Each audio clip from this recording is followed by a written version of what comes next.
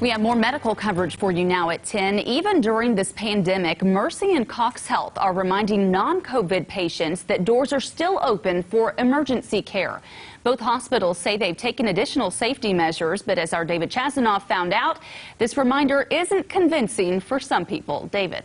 Yeah, Heather, I spoke with a woman who has diabetes and high blood pressure, and she typically has doctor visits twice a year, but she hasn't had one yet because of the pandemic. It needs to be done. I need to have all my levels checked, but I'm not going to the doctor's office unless it's absolutely necessary. The last thing Amanda McFall wants to do right now is have an in-person medical visit. The potential there to be exposed is huge, so I'm trying to avoid them. I probably wouldn't go to urgent care unless it was absolutely necessary.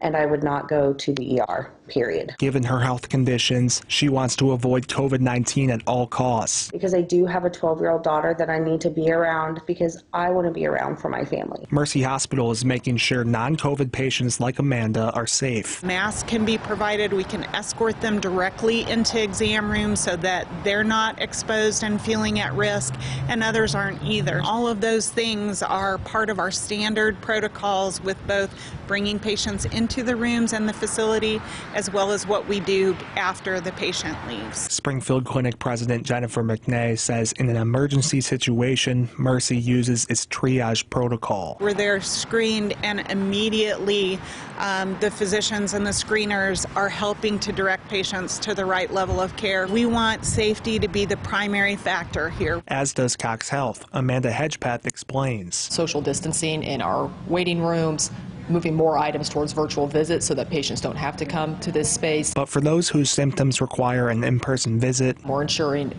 additional cleaning. We are masking our healthcare workers. We are temperature checking every employee as they walk in. She says non-COVID patients shouldn't wait to get their needs taken care of. We're recommending that anytime you have what you might feel as an emergent or urgent issue, we want you to come to the hospital and get that taken care of. We do not want you to be foregoing treatments for things like chest pain or potential strokes.